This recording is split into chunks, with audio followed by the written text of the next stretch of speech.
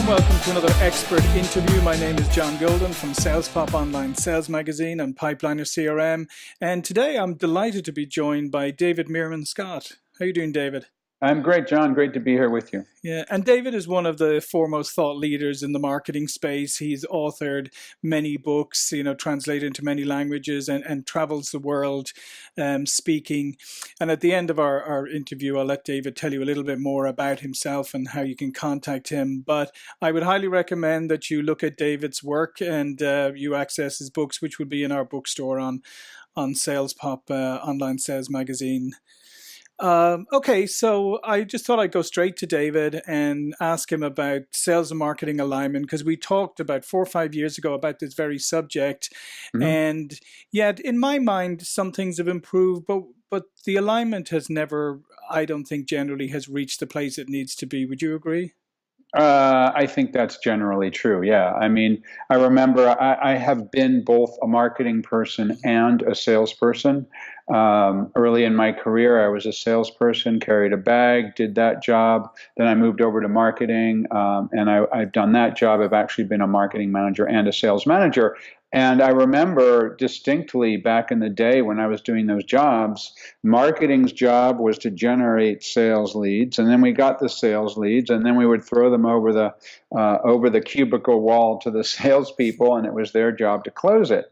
But now, because buyers are in charge mainly because of the content that buyers can consume, they can do their own independent research. They can choose the companies that they want to do business with. They can read review sites. They can read people's blogs and check out their YouTube channels and their social networking feeds.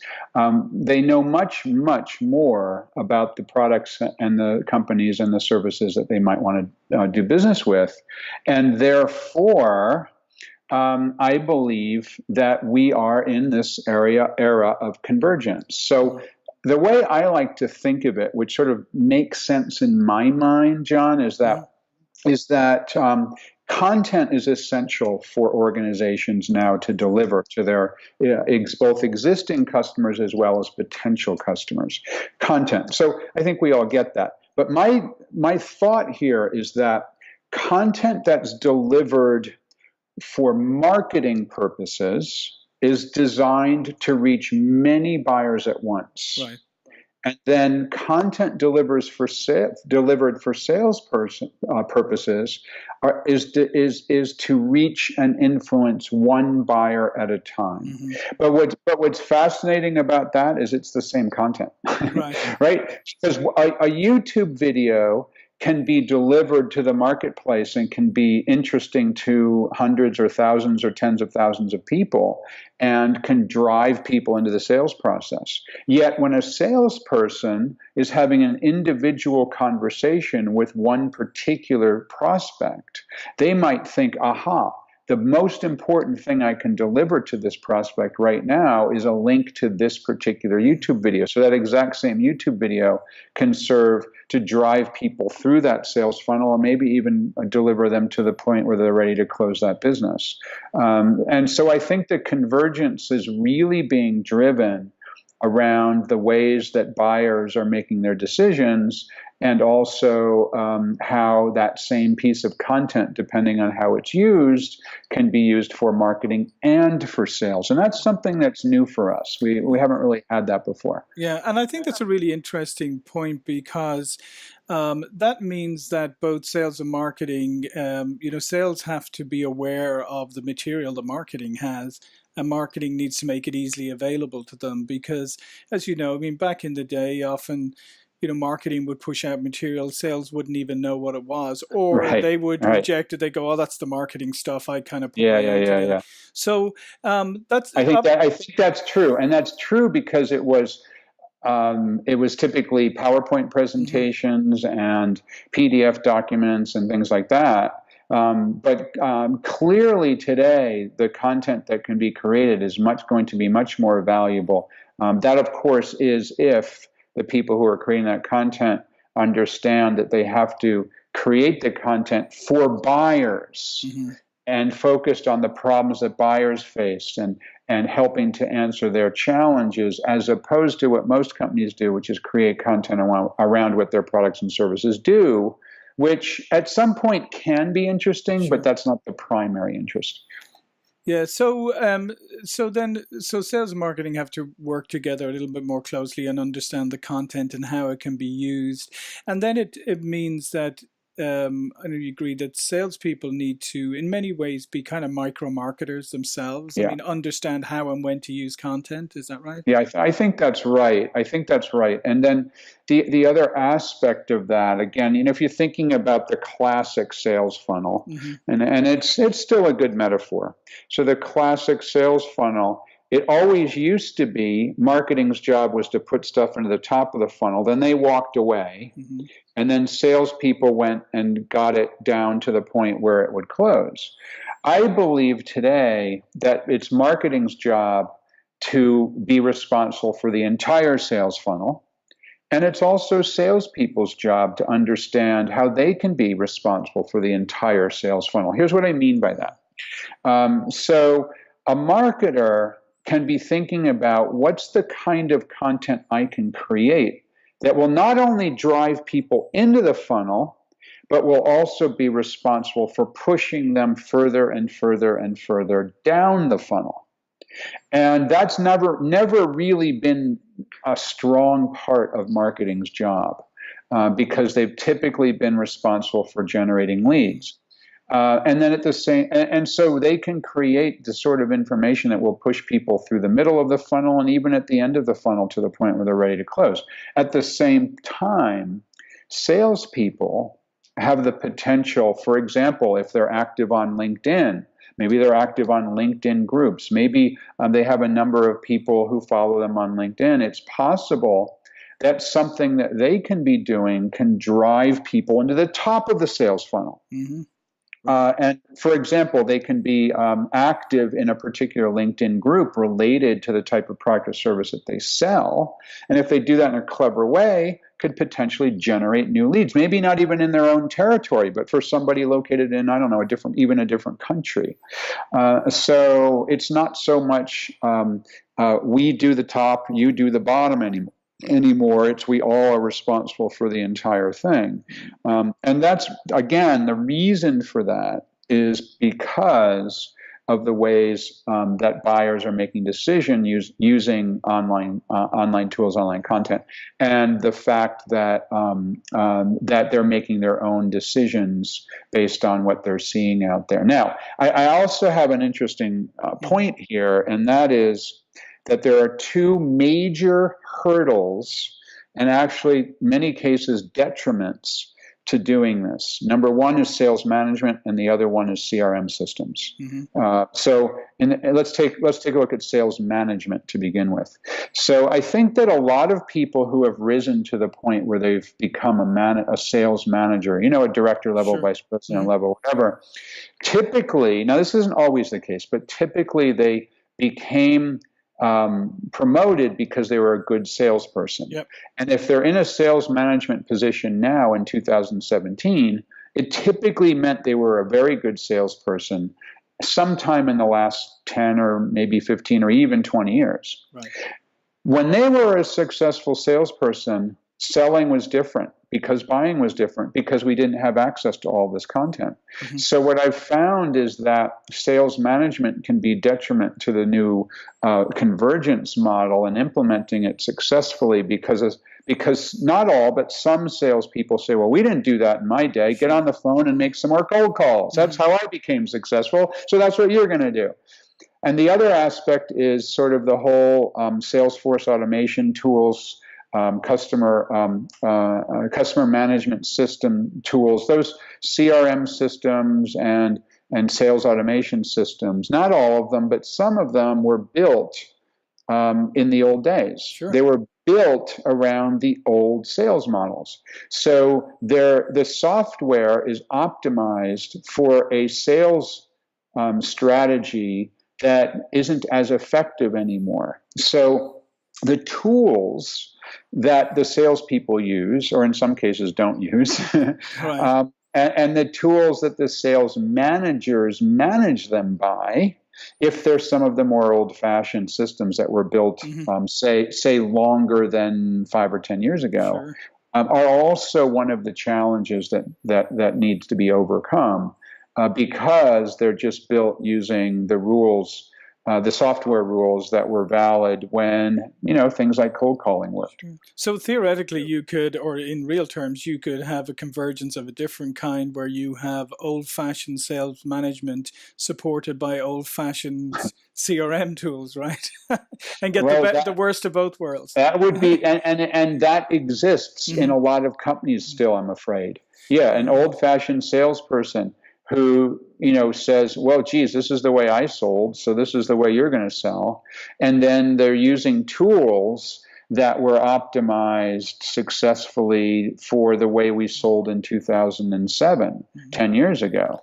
And so I think it's up to all sales managers and marketing managers to recognize that we're in a new world, that buyers are in charge, that content is the most important thing that buyers are using to make their decisions, and that the tools that we use, the software tools that we use to manage the process, and the managers who are responsible for those people and processes need to change as well. And obviously, if you're going to have the positive convergence of sales and marketing, that requires the organization to be more flexible and fluid in how resources are managed and how silos are broken down, and that in itself is quite a challenge, right?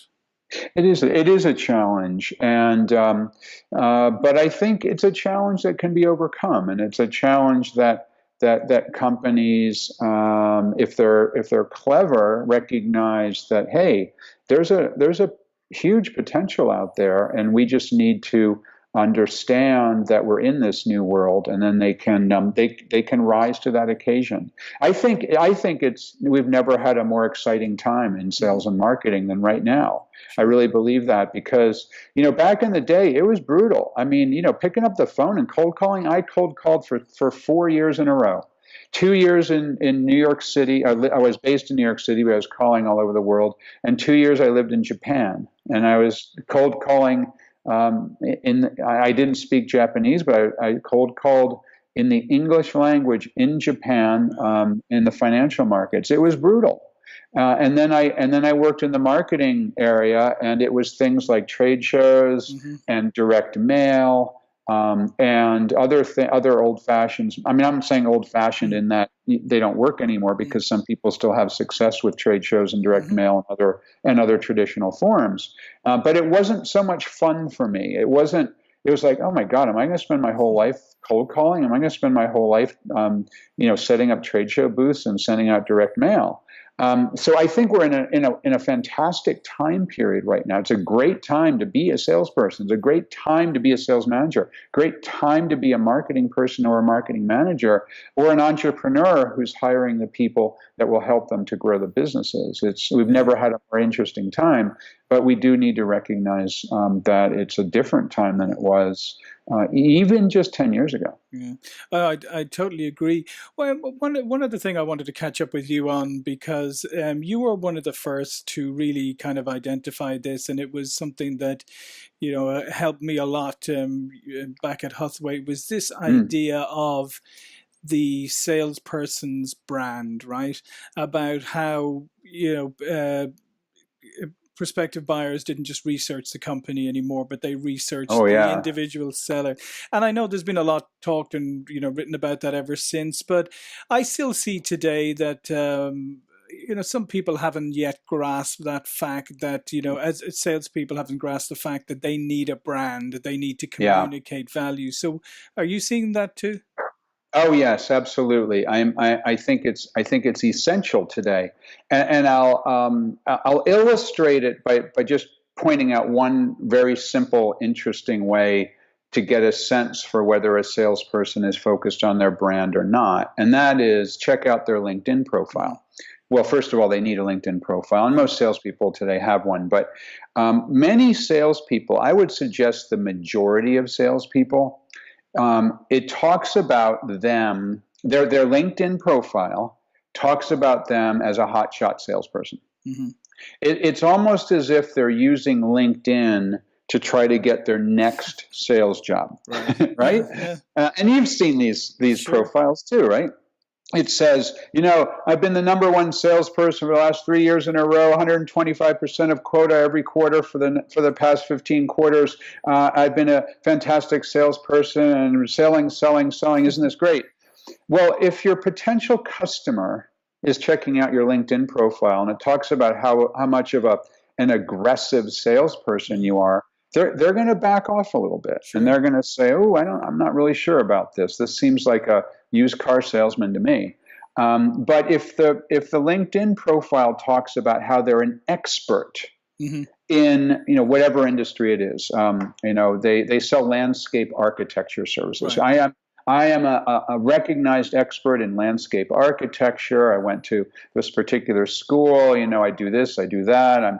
I work with clients to understand how to harmonize. I'm making all this up, as you can imagine. Harmonize the way that their building works within the environment, blah, blah, blah. Instead of saying, I'm the salesperson who gets 125% of quota every quarter, that is going to be more effective. Mm-hmm. And there are salespeople who have set up their LinkedIn profile that way, but it's pretty rare. Mm-hmm. Most salespeople are still focusing on the idea that their LinkedIn profile should be to attract their next sales job rather than to attract their next client. So that's just one observation on that topic of a salesperson's personal brand. Yeah, because I've always thought that it's if somebody's trying to sell to you and you look at their profile and it looks like they're looking for their next job, you're going to go, whoa, so I'm going to buy from the person who wants to get out of the company they're selling for. Yeah, or the person who's only focused on their commission check. Sure. And you can see that it kind of screams through in a LinkedIn profile. So I mean, it's just really simple to make that change for an individual salesperson or a company for a group of salespeople. Maybe an hour or two per profile per salesperson, but it's something that really should be done. Yeah, and again, somewhere where marketing can help, right? Yeah, absolutely. Yeah. So in the last couple of minutes, I just wanted to ask you about where you see marketing going next, because we've the big content marketing push. We've inbound has been a big buzz thing over the last number of years. Where are you seeing what's the next wave? Well, inbound is still essential, mm-hmm. and inbound, of course, inbound marketing was coined by my friends at HubSpot. Mm-hmm. I wrote the foreword to the book called Inbound Marketing. So I'm a huge believer in the idea of inbound marketing, the idea of creating content to drive people into a company. Huge believer in that. It's still growing in importance. It's still incredibly important for organizations. But what I do see that's happening now and also will be growing extensively in the future are a lot more forms of automation, things like using artificial intelligence for marketing purposes. There's a lot of things that can be automated. There's a lot of technologies that can help marketers to look at enormous data sets, mm-hmm. and gather intelligence from those enormous data sets that allows them to be more effective. I mean, just a couple of simple examples. I mean, for example, you can use artificial intelligence to help you to figure out what the right headline of a blog post might be. Right. You can use artificial intelligence to figure out what would be the right time of day and right day of week to send that blog post. So there's all sorts of things that we can do today that will help us to automate some of the things that have just become too complicated for just a hunch. Mm. But at the same time, I think there's potentially a danger to do too much automation, and that people are still looking for genuine human interaction. Yeah. They're looking for genuine compassion in the companies that they do business with. So I think that on one hand, we've got a potential to really be incredibly automated, and it's really exciting. And artificial intelligence, virtual reality, these great technologies, but we don't want everything to be so automated that you just push a button and walk away and come back next week, because ultimately selling is about human interaction, marketing is about human interaction. So we got to make sure the human stays involved. Yeah. Well, thankfully, nobody's figured out how to automate empathy yet, so that's good. Yeah, well, you can automate something that makes it sound like they're empathetic, but real empathy is important. It's essential.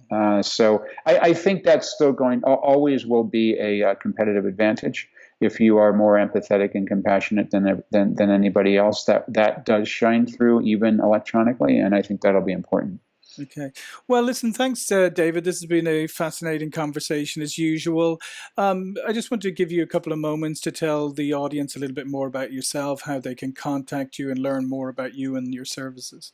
Yeah, sure. Thanks for that, John. So I've written 10 books, 3 are international bestsellers. I'm probably best known for The New Rules of Marketing and PR, and that book's in 29 languages. It just came out in a brand new 6th edition in the English language.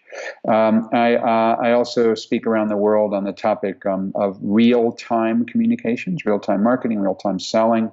And I've got a course that I developed with Tony Robbins called New Marketing Mastery. And Tony and I put that together as a way to educate people on the new ways that you can market. So newmarketingmastery.com. I'm DM Scott on Twitter. Best way to reach me is through Twitter. Excellent. Well, thanks again, David. And I just say to everyone, I highly recommend the books. You should Thanks, John. read David's stuff. And I'll see you all for another expert interview very soon. This is John Golden from SalesPOP Online Sales Magazine and Pipeliner CRM. Thank you.